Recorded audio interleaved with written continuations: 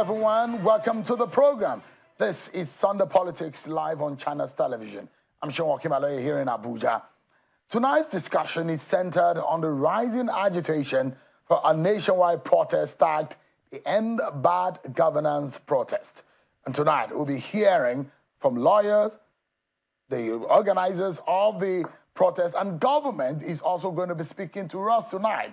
Well, a minister in the Bola Tinubu government will be speaking, Honorable Tunji-Ojo, the Minister of Interior, will be speaking on the performance of this government, why Nigerians are agitated, and whether or not the Tinubu government deserves the patience they are asking for from Nigerians. We need explanation as a people. We might be getting some tonight, so stick around with me, everyone. It's going to be a very robust one. Well, calls for accountability and reforms echo across the nation. Tonight, we delve into the core of these present issues.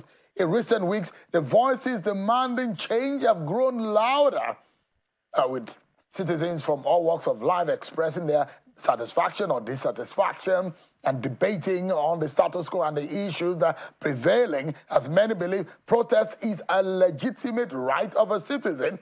Other debates that, if hijacked, could lead to a disaster. Tonight, we critically examine these agitations, the motivations driving them, and the Nigerian government's recent responses. Some of those who have added their voices to the debate include the presidential candidate of the Labour Party in the 2023 presidential election, that's Mr. Peter Obi, and the governor of Abia State, Dr. Alex Otti. Both of them are of the same party, the Labour Party, and it appears that both men are not exactly on the same page on the approach to handling the situation. First, let me allow you to listen to Mr. Peter Obi.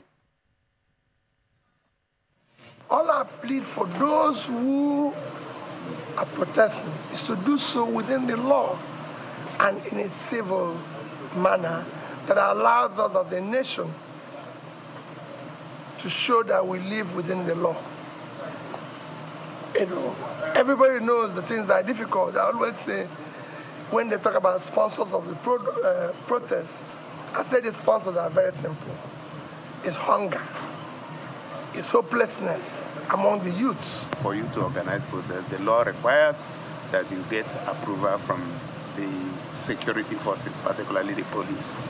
And somebody should take responsibility for getting that approval. So if you don't have the approval, then it will be against the law for you to go out on the street to protest. You heard them. You heard their perspective. Well, the president has been appealing to many Nigerians, that's President Bola Tinubu, and leaders to exercise patience in the process, as he believes his efforts will soon yield the necessary result. Take a listen to President Bola Tinubu earlier this week. I'll bring that to you just in a moment, where the Nigerian police appears ready to secure the process of the protest, but the Inspector General of Police wants a better coordination. And he said, if you want to protest, come to us in the police. Let us know your plans. Come and register. Take a listen to the IG. We issue a stern warning to clandestine groups plotting to destabilize the country and hoodlums seeking to exploit protests for their criminal agendas. We will not tolerate the killing of innocent citizens, destruction of public infrastructure and private property, or looting of private businesses. We acknowledge the constitutional right of Nigerian citizens to peaceful assembly and protest. However, in the interest of public safety and order, we urge all groups planning to protest to provide necessary details to the Commissioner of Police in the state where protest is intended to take place.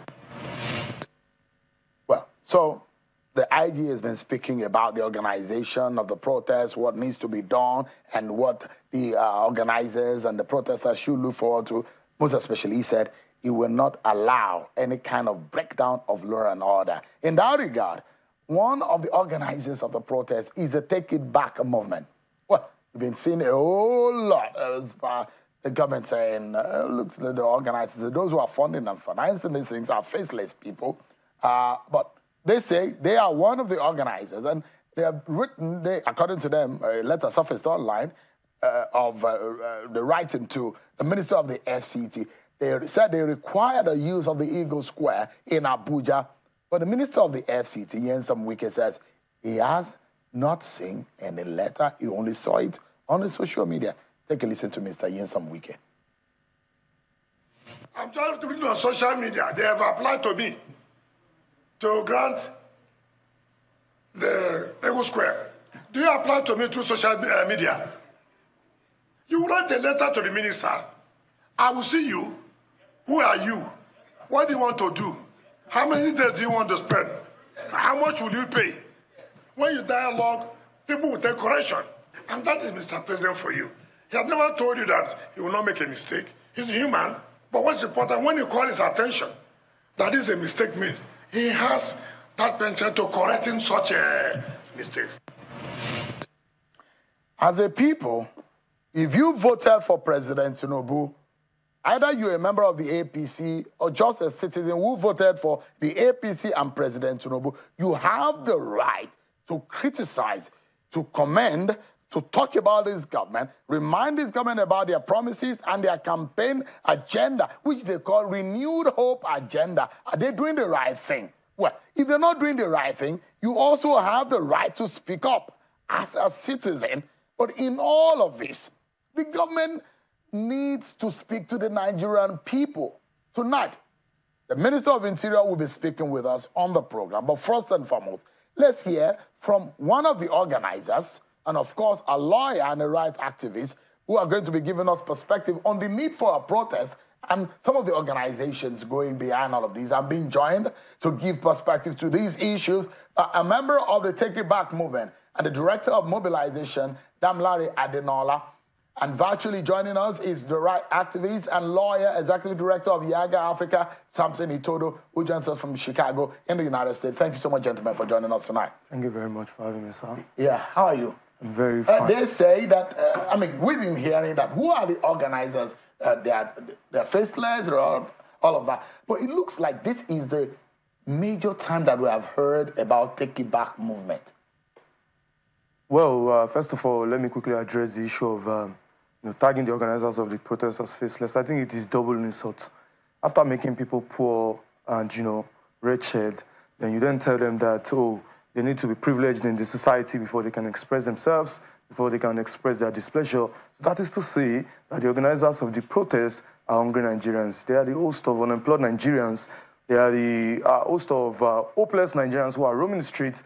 They are the out-of-school children who are, spread across the country. So I tell you that these are the organizers of the protest. And the greatest motivation of this End Bad Governance protest is hunger. People are really hungry. Is it that your group Take It Back that they designed the End Bad Governance? Did you coin it? A host of Nigerians, young Nigerians especially, have been debating on this issue for the past weeks. And in fact, if you look at the demands, they were democratically agreed to by young Nigerians who are agitated. There are different charter of demand that we see online, series of them. Of course. Some asking that Senate and House of Reps should be scrapped. Of course. Their new constitution. Of course, but this is it part of your charter of demand? Of course, these demands have been brought together and they've been, addressed by. Yes, I think it was yesterday. There was a Twitter space, an X space rather, which garnered over 10,000 young people, which gathered them together to debate the model for this protest and the demands, and it was interesting, and you could see that young people are really interested in coming out to express their displeasure. They are tired, so it's very obvious. Damilare, can we say that Take It Back movement is the organizer of the protest? Take It Back is one of the organizers of this protest. So who are the rest of who are the other groups that are organizing this? There are a lot of groups. I was on an interview with our Rafsanjani yesterday. And like he said, they were giving support. They were going to give support. This group was going to give support to protesters. I'm aware that Activista is going to give support. They are going to be protesting. They are going to be mobilizing. No, I'm asking. So there are those who are giving support, but I'm asking. Your group, Take It Back movement, is registered in Nigeria as an NGO, isn't it? Yes. you are saying you are one of the organizers, but not the organizer. Okay. Is that right? Of course. That you are not the organizer. We are not the sole organizer. It's not your idea. We are not. Is it your idea? We are not the sole. No. Is that protest your idea? Let's. I think we should properly address this. The Constitution does not say that some people have to be the organizer and some people have to be partakers. What the Constitution says is that every Nigerian has a right to express themselves. They have a right to assemble. They have a right to associate and express their displeasure against government malfeasance. And this is what is in play. And I think that's what we should be talking about. Absolutely. We'll get there. I'm trying for us to clear the air, because if there are those who say that if evil comes to equity must come with clean hands. Of course. If the government is saying, who are these organizers? We must be able to clear the air and put face to the unidentifiable personalities behind it. Now that your group is coming up, is it the same with Omoyele Sowore? Is Omoyele Sowore linked to this? Omoyele Sowore is only a convener of the Take It Back movement and a foremost human rights activist in Nigeria who's as concerned as I am and is, carrying out his duty. So I want to, so our Nigerians get it clear. So this is not Omoyele Sowore's idea. This is the idea of Nigerian people, battered Nigerian people. This is the idea of hungry Nigerian people. This is the idea of who brought it up in the first place? Young people. Is it the Take It Back movement that brought it up? The agitation emanated from Twitter, and the Take It Back being an organization which has been responsible for organizing several protests in this country, pro-human rights protests in this country, and has consistently called out thoughtless government policies in this country, only felt that, this is why we, started this organization, and we should be here. We should be on ground to give support to Nigerians who are saying. How much have you been able to put together for this for the organization? How much? Yeah, in terms of monetary support that you have gotten. I'm not aware we have gotten any monetary. We are not doing this for monetary support, so I don't think we should be having. But people are supporting, isn't it?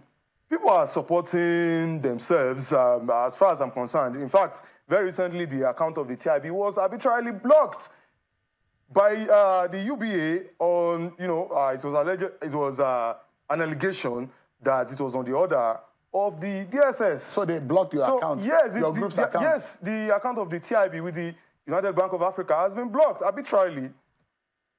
And so, has your group gone to the bank to find out why? Of course. What did you find out? Of course, they are here to respond to us. So, how much do you have in that account? And this is just for you to organize the protest. I cannot really see. I cannot really talk to that because I'm not privileged to that information at the moment. No, I'm asking this because so that Nigerians who are willing to be part of it have the right information and know who their leaders are. Unlike the NSAS protest, this protest has a leader. Is that right? Of course, this protest is being led by Nigerian people, by the Nigerian people, I insist. It is also right to say that there are supports from human rights organizations who exist for this purpose. You understand? So trying to, fish out who the organizers are is very material to the condition of the Nigerian people at this very moment. Let's talk about the letter that Mr. Wike is talking about. Okay. You signed off that letter. Of course I did. What happened? Was it lost in transmission?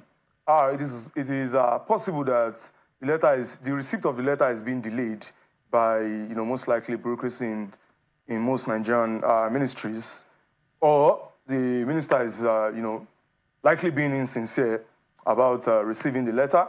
But do you have an acknowledged copy? We have, but if they insist that they haven't received it, the alternative is that it was served by publication, especially considering the fact that many Nigerian ministries streamline what or what not to receive. So if he says he didn't get it physically, then we could as well say that he was served by publication. The protest will start on Thursday. If he says that he wants it by Monday, I assure you that the letter, we will reserve him on Monday. So if he says that he has not gotten the letter, yes, unfortunately or fortunately, whatever the case may be, if the letter does not get to him until Thursday, on Monday, we will take it there on Monday. So assuming he doesn't get it, because he is saying that until he gets the letter before he gives approval he didn't say that alone. He was mentioning that we have to apply properly and pay the rent. So my question as a strategist, if you are the organizer, as a mobilizer, I'm saying that what happens? Do you have alternative plan of where to use, the venue to use, other than the Eagle Square,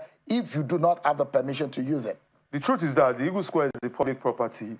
And when I saw the video of the minister, I was amazed, because I saw the minister asking us to pay rent, pay security fees. My question to the minister is that, how does the minister expect Nigerian youths, a greater population of Nigerian youths who are impoverished, who are unemployed, who have no jobs, to afford the exorbitant amount is requesting for us to pay? So whatever happens, you will go ahead to use Eagle Square. We are going to be at Eagle Square. But it's always locked, August 1st. With security. Of course, we would speak to them if they have the interest of the people. If they really, have the will to serve us, then they should be willing to provide that venue for us. Now, quickly, before I go to Samson Itodo, can you guarantee, because this is one of the issues that are being raised, and are you worried about the possibility of a hijack? And can you guarantee that this is not going to be hijacked? For me, I think this question should go to the people in government, because history has taught us that when a protest like this is coming up, it is usually the government that sponsors thugs to, attack peaceful protesters. And this is what, snowballs the protest into whatever they call, a violent protest, because people cannot, come to peacefully protest now, and they are being attacked, and you expect that there shouldn't be any form of reprisal. So what I'm simply saying is that security agencies, if they are sincere, should be available. They should be on ground on the day of the protest. And if they sense any form of violence, they should be there to arrest the situation. As one of the leading groups, so you cannot guarantee that this will not go south. The security agencies should be able to guarantee, if they are sincere and they want to show, this is an opportunity for them to show their competence. All right, just for a moment. Let me turn to Samson Itodo, who is a lawyer and a rights activist. He's the led protest here in the country. Samson, thank you so much for joining us tonight. You've heard the legal conversation around it, and the police is not denied the fact that Nigerian citizens have the right to assemble, to protest, and to show their grievance against government actions or inactions. But in this case, it does look like the government has established its fear, and perhaps the NSAS report, God forbid, what happened in the aftermath of NSAS, for example, in Lagos, happened again. The destruction and the wanton destruction of lives, of property. Never should that kind of thing happen in the name of a protest. But you understand the fear of government. Under the law, what are the possibilities of guaranteeing that, yes, there will be peaceful protests, but how do we make sure that there is no hijack? Well, thank you very much, Sheon. I think it is worth noting that non-violent protest is a shared responsibility between the state and the protesters. And what I mean is the state has a constitutional responsibility to guarantee safety as well as the security of citizens, because Section 14 of the Constitution is very clear as to the role and the function of the state. Citizens, on the other hand, also have a duty to support the government to ensure that there is political stability and there is no violence. Now, you have a situation where citizens and young people, in furtherance of a right vested on them by the provisions of the Constitution, and in particular Section 40, that deals with the freedom of peaceful assembly, are enforcing their right because the same Constitution also vests citizens with a responsibility to hold their government to account.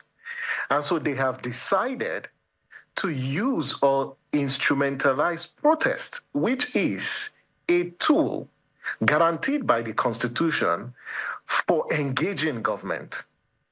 And so whether the protest will end in violence or not is a role that both the police, the security agencies, and the protesters have to bear. Now, historically, the people who actually hijack protests and ensure that protests end in violence are not the protesters. And so we need to cut the organizers of this protest some slack, because they have expressed their commitment to ensuring that they exercise this right for protest under and based on the dictates of the law. Now, the state, on the other hand, also now has a responsibility to protect the protesters and ensure that mischief makers, thugs, do not hijack the protest. And that is where I think that we need to reiterate the point that if the protest, is peaceful, it is peaceful because security agencies and the protester decide to work together. And I'm using this opportunity to call on the security agencies, to protect the protesters because they are exercising their constitutional right. Let me jump in quickly. Yeah. You referenced Section 40 of the Constitution, which guarantee freedom of association and peaceful assembly. But there are those who will argue that there isn't any place in the Constitution where protests and demonstrations have been mentioned. And the police have said, if you are going to do this protest, you have to assemble in a place for easy organization. What do you make of that provision and that argument that the police have said no bonfires, no streets, no marching on the street, just assemble for easy organization? Do you agree with that line that the police is towing? Well, quite frankly, we must recognize, yes, the police has a responsibility and just drawing from experiences in the past. But I don't think that it behoves on the police to dictate to the protesters the mode and the approach that they use, to ventilate their grievance, because the Constitution is very clear. I think that the protesters and those who are organizing this protest also have a responsibility to ensure that they don't use any tool that undermines public safety, because this responsibility is shared and this right is not absolute. And so it's important. And all through the preparation for this protest, I have not heard where the protesters have said they are going to use either arms or they're going to use tools that threaten public peace or public safety. But they also need to be reminded that they must do so. They must exercise that right within the provisions of the law. Now, the Constitution, does not place any responsibility on the protesters, to request for any permit. And this matter is settled by our courts. If you recall, in 2007, when the ANPP, the former or the defunct, ANPP, led a protest to protest the government policies of the federal government, and then the police disrupted the protest, and their argument in court was that you required a permit, to conduct protest. And the court ruled in favor of ANPP that you do not require any permit, to do what? To conduct or undertake any protest, because the law is very clear, because peaceful assembly, and it's very clear, peaceful, assembly. So I think that the protesters, need to defend their rights, by restricting themselves to the provisions of the Constitution and not employ violence as a tool, because across the world, violence is not a tool. And I really want to cut the protesters some slack, because they've not said that they are going to do what? To instrumentalize violence, or they are going to burn down government institutions or public or national asset. They've not said so, and I want to give them the benefit of doubt. However, what the police needs to do, and based on the rhetoric coming from different stakeholders, is to protect this protest. Something quickly, I like to get this. Sowore, who is a presidential candidate of a political party in the 2023 elections, is one of those who will be leading this protest. There are those who will say this is now politically motivated. Now, for a government who spent about just a year in office, does he have the right to then go to the street and protest when those who gave the president a mandate are waiting patiently for him to deliver? There are those who argue in that right, and there are those who will say this is purely, totally backed And then the DSS had said they've identified those who are financing and funding this. What do you make of that if this is toned and tagged as a politically motivated protest? The legality of that, is it questioned though? Sean, protest is political. The big question is whether it is partisan. Because this is citizens' action. This is a citizens' action. It's actually a political engagement where citizens are engaging the state and they are ventilating their views. So there's nothing wrong if this is political. The big question is whether this is what? This is actually partisan. And Showore isn't, to the best of my knowledge, he's not the only one leading this protest. There are other citizens who are part of those who are organizing this protest. The gentleman who is there in the studio, he has also told you. And so there are people. So the big question is, why are these citizens protesting?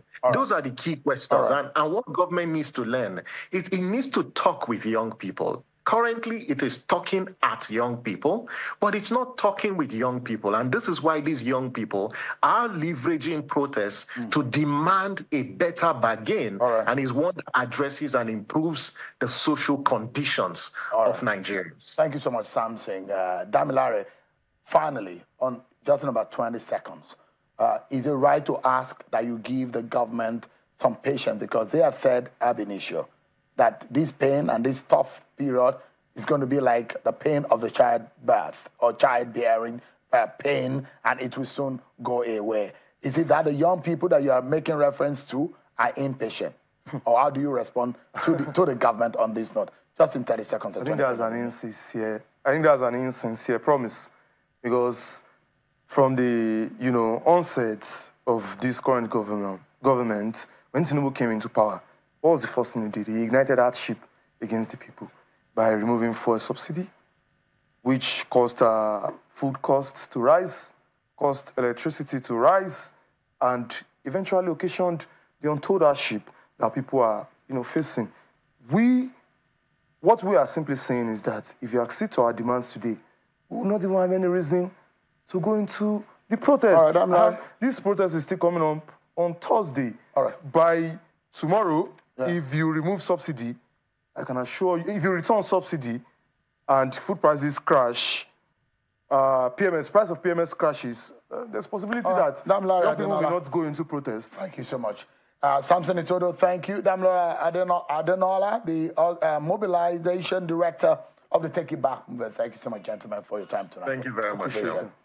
We take a break, everyone, and when we return, the Minister of Interior, Honorable Olubunmi Tunji-Ojo, will be joining me to discuss the reaction and the response of government on some of these agitation. How does the Tinubu government react to these agitation, the protest on the street, planned for 10 days? They call it a week of rage. We'll be back after this break, everyone. Join us again. Thank you so much, everyone, for staying with us. As the nation faces rising agitations and calls for the end bad governance protests, we have the opportunity tonight to address these concerns directly. The Minister of Interior, Honorable Olubunmi Tunji-Ojo, will provide insight into the Tinubu administration's performance. We're discussing the strides made towards fulfilling the campaign promises made before the election of last year and the government's ability to address the pressing issues that matter most to Nigerians. I'm now being joined by the Minister of Interior, Honorable Olubunmi Tunji-Ojo. Thank you so much indeed for joining us. Thank you, Sean, for having me. Yeah. Thank you. It does look like there is a rising agitation against the government of the day which you are serving about performance. There are those who think that there is hunger in the land. There is, for the fact remains that the food inflation is on the rise. There's a high cost of living. The standard of living is really deteriorating, and the purchasing power of the average person is really terrible. And it poses one big question, that the capacity of this government is questioned. Are you worried about the perception of the government you serve that is not capable of addressing the plight of the people of this country? Well, Sean, thank you very much. I honestly do not understand what you mean by maybe I'm worried about perception or the capacity or capability of this government. I don't think that is on the table. The government is doing well in terms of when you look at the indices, certain indices. And I tell you this, but when you judge the government based on ability of this particular administration to solve a 100-year-old problem in 1 year, then you might be having your sort of assertion. Let me tell you this. Nigeria's Mr. President, to the best of my knowledge, never campaigned to be a magician. He campaigned as a statesman. He campaigned on the basis of renewed hope. Before a hope can be renewed, it means it had dwindled. And when you want to reboost, when you want to revigorate a hope that has really gone down, when you want to reprocess a system that is down, you need a bit of time. And within this time, are we on the right steps? Yes. And I will tell you this, leadership, it's not about easy decisions. I heard the last guest spoke about fuel subsidy. Let me tell me a particular candidate, is it of any presidential candidate of any of the top parties that did not promise to remove subsidy. Subsidy was a cancer. Fuel subsidy was a cancer within the system, killing the economy of Nigeria. We were subsidizing the naira. We were subsidizing fuel. At the end of the day, the economy was suffering, no capital investment. The economy was not moving forward. So, but for me, let me tell you this. I'll say this not because I'm Minister of Interior. I'm firstly a Nigerian before being a minister in this cabinet. If there is something I give to this president, it's his boldness. And I tell you, historically, look at all the countries we look at today, that we admire today, countries that we hope that in the future, Nigeria will be like them in terms of economic participation, in terms of improvement, increase in GDP. Are you going to talk to me about Malaysia? Is it Malaysia you want to talk about, or you want to talk about India, Singapore, or China? Look at all these countries. What are key decisions? I will tell you that they took. The key decisions were bold decisions. Decisions at a time that brings a little level of pain, but obviously facing the right direction and creating an economic emancipation for the people. Let me jump in quickly. You talk about the president's boldness. There are those who will say the audacity of the president is actually on the removal of subsidy is a cause of this problem. That how would you, on the first day, assuming of assumption of office, remove subsidy that goes into the root of the livelihood of the people without proper planning?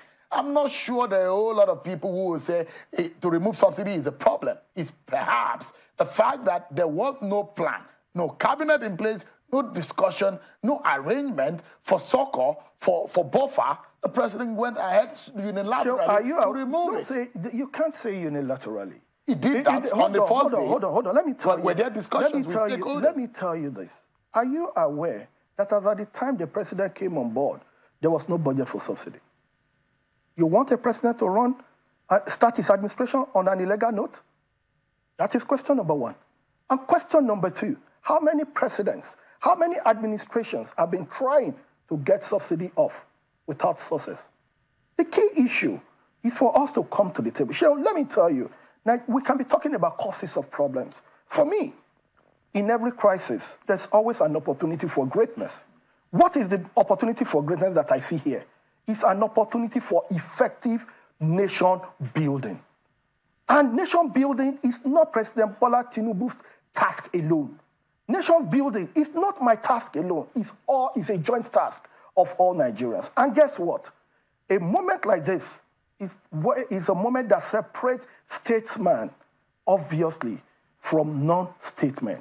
This is a time when statesmen, we must come together, because you do not develop a country on the premise of anger, on the premise of rage, on the premise of annoyance. I do not know, even in my own private capacity, anybody that has taken a decision in anger or out of rage and has succeeded.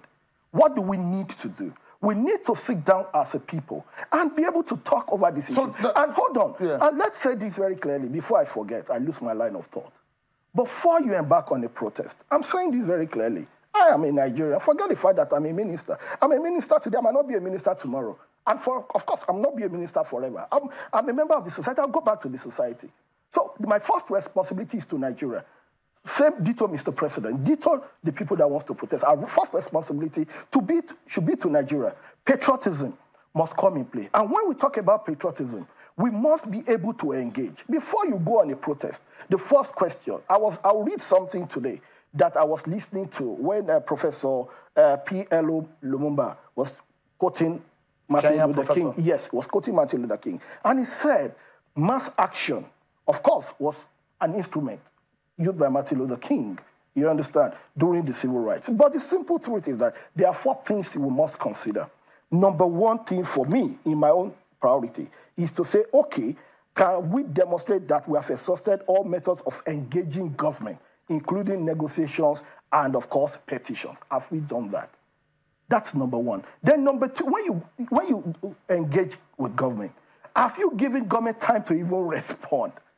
Are you looking at the workflow of government? Have you even tried to have an insight into the plans of government, realistic plans? And I tell you as a member of the cabinet, this particular president is working so hard. So, Minister, let me jump in now. So, are you aware, Minister, that people are hungry in this country?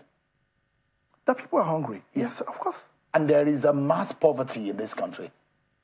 Mass poverty? Yes. Well, poverty is a relative word. Minister, let me give you the statistics. About 135 million Nigerians are multidimensionally poor, and poverty in several areas of their life. What is the just for a moment, Minister. And it's also a given statistics that over 70 million or about 80 million Nigerians cannot even afford to feed themselves with about $1 per day. And these are statistics staring us in the face. There are a lot of people who are unemployed, and the fact that what they end before President Bola Tinubu got into office, that has been messed up 1 year later. And the indices, if you want me to read it out, I'll read it out and we'll put it on the screen. That if you are saying that the president has capacity, how do you convince Nigerians that the president that they voted for, all the indices are in the negative, economically speaking? The price of commodities have gone south. Things have skyrocketed. Inflation rate has moved over 10 digits. Headline inflation moved over 10 digits. Unemployment rate, and you can go on and on. All of the indices are in the negative. How do you convince, sincerely, Honorable Minister, Nigerians who are watching tonight, to tell them that this government really has the capacity to meet their demands and their yearnings? Okay, let me tell you this. I'm happy you read your statistics, even though you didn't tell me the source of your statistics. No, it's NDS. No. Hold on, Shem. But I want to tell you this. Economy, it's not built overnight. It's easier for things to be destroyed than to be built. The fact remains, what you see today is an accumulated mismanagement over the last 100, 60, 40, 30, 20 years. But the decline in the last 1 year is escalating badly. Because there are key fundamental decisions that must be taken. Let me tell you, you can't go through surgery at that point and not expect a level of pain. But what happens after the operation? What happens after the surgery? I tell you this as an individual. I personally believe Nigeria is going through a surgical process. That is the truth. And for a government that is barely a year old, with a cabinet that is 11 months old, and all of a sudden, you're judging 11 months of President Bola Ahmed Tinubu's cabinet, 12 months or 13 months of President Bola Ahmed Tinubu's presidency over a scenario of 60-something years. Let me tell you, if refineries, had been fixed before President Bola Ahmed Tinubu, will there have been subsidy? Question number 1. Number 2, if subsidy, when the utilization of PMS was not up to this level by virtue of our population, had been reduced and that removed, and that money rechanneled into capital projects, are we going to be talking about subsidy removal today? That is number 1. Then number 2, if we had unification of exchange rates before now, where Naira was artificially being priced, let's call it a spade. We're spending our foreign reserve to defend the Naira. We're just like living a fake life as a country. If these decisions had been taken, if he had been taken before President Bola Ahmed Tinubu, are we going to be talking about this? The key issue, let me tell you the truth, is that this is a president that inherited so much to do in just a short while. That is the issue. I'm not the Minister of Information. I am the Minister of Interior. I feel the pain. Are Nigerians going through? Yes, of course. But do we have a president that I know? It's not just bold and audacious. It's not just about that.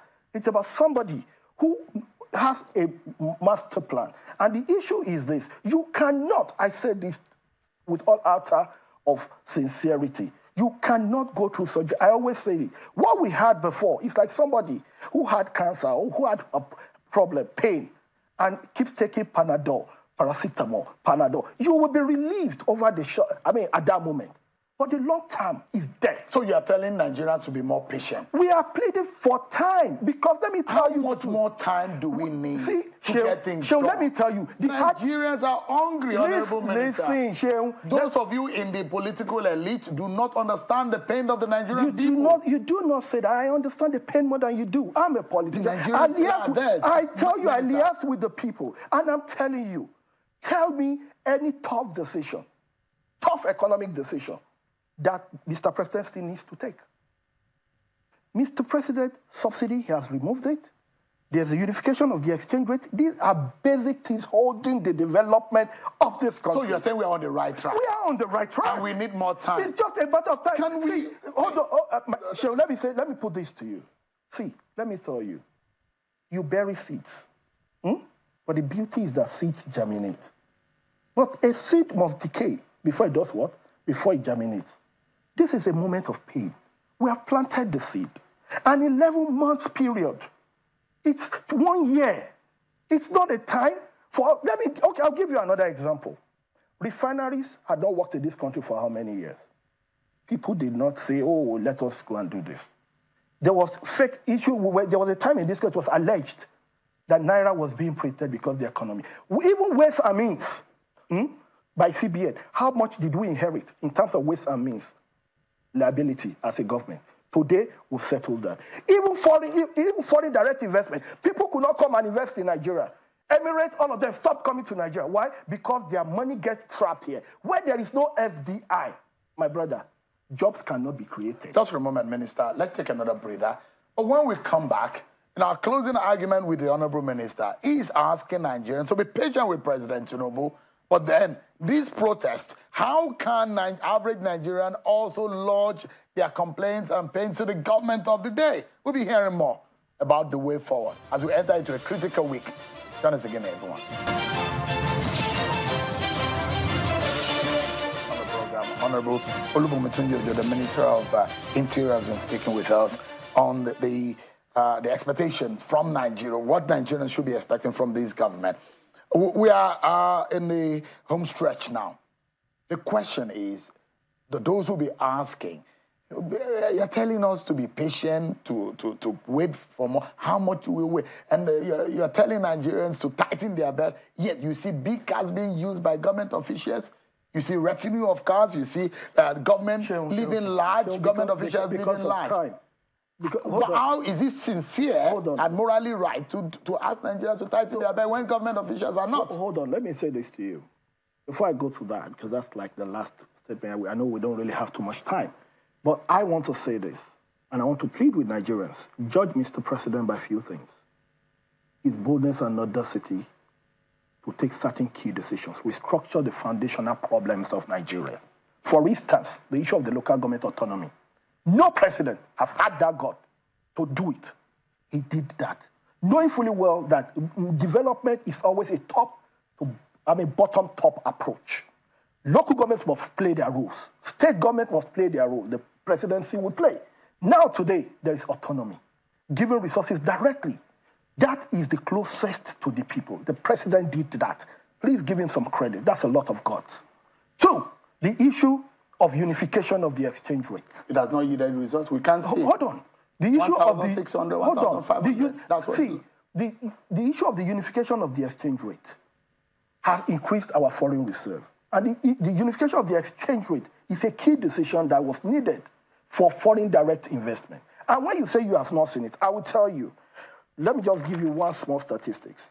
When in let me give you one small statistics. When the Prime Minister of India came, P.V. Narasimha Rao, when he came, foreign direct investment was $132 million. $132 million in a year in 1991.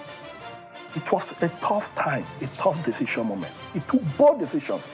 And by 1996, when he was leaving, the foreign direct investment increased to $5.3 billion US. Today, they call him the father of modern Indian economy. Why? He took tough decisions. The Lee Kuan Yews of this world, all the people that were shouting, did they perform magic in 1 year? The answer is no.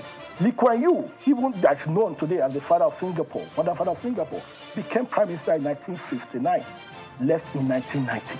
He was even said, I will quote this was quoted during when I was reading, said, Lee Kuan Yew eschewed populist policies in favor of long-term social and economic development.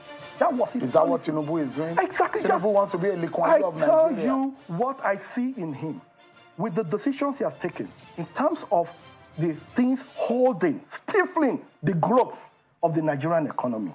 Taking them out, are you not even worried that the Nigerian economy has refused to grow for how many years? Countries have come in Asia and across, they've left us behind because we keep feeding few people by virtue of subsidy of dollar, by virtue of subsidy of crude, by virtue of petroleum and etc. Tinubu has removed all these things. But what we so for me, it is a short time. It is 1 year, my dear. There's always a gestation period. Even when a woman is pregnant, you don't get pregnant in a day and give birth the same day. There is always that gestation period. Please, we are pleading. Do Nigerians have a right to? Yes, we understand. But what we are saying is that please just hold on. Mr. President is putting something on the table. It has happened in all economies. There is no way. Let me tell you, there is no easy way out of issues. You must take bold decisions. You must be sacrificial. You must be able to go through that level of perseverance. And we are pleading as a government that, look, Mr. President, judge us by the decisions you have taken, the indices, and look at it in terms of long term. I just quoted Lee Kuan Yew economic policy today. And today, as I speak to you, Singapore has a GDP as of 2022 of $466.8 billion US. This is a small country. This was a country that had to move out of Malaysia. But you have to look at, okay, do you want, there are two options in leadership, my brother. It's either you want the short-term gains, long-term failure, or you want long-term success and perseverance for the short term. And the president, and that's the difference between a leader and a statesman. A leader, hold on, before we go, just one statement. A leader will think about his political life. That's the truth. An average Nigerian leader, no Nigerian leader that cares about his political career will remove subsidy. No Nigerian leader that prefers his political career to nation building. That will unify the dollar. Your friends in the APC were one of those who are in the forefront protesting, and they brought out this government. You said my friend. That is ambiguous. Who are my friends? Yeah, we are talking based on reality. Your members of the political party led the protest against Jonathan, who wanted to do it at that time. The simple truth is, you wanted to do it, you have done it. There are two different things. With kudos, respect to President Jonathan. President Tinubu has done it. He has removed subsidy, he has unified exchange rate, he has removed, he has given autonomy to local government, and Mr. President has done all these things. And I say this to the young ones, I plead with them. Look at President Tinubu's cabinet, and I say this. It's not just about giving the young people seats at the table, it's about giving young ones pivotal seats. The Minister of Communication Technology and Digital Economy is massive. It's a young person. The Minister of Interior, the Minister of State for Police, the Minister of a lot of key ministries. And look at agencies. So for us, we as young ones, we have to go back, talk to our people in our own language, get opinion, and open our doors for engagement. What I plead with Nigerians to do is, please, this is a moment of engagement. This is a period for us to tighten our belt and not justify others not taking critical decisions that is needed for the progress and success of this country. Minister, we are totally out of time. Honorable Minister for Interior, Olubunmi Tunji-Ojo, thank you so much indeed for your time today. Thank you. We hope that Nigerians, wherever you may be, the arguments about the state of our nation, this country belongs to all of us. We have a voice. You have a voice. We all need to use it. If the government is on the right track, we need to support it. But if it's not, we need to get it back on the track as far as this country will succeed. Thank you so much, everyone, for watching. I'm Sean Kamari. I'll see you tomorrow at 7 p.m. God bless Nigeria.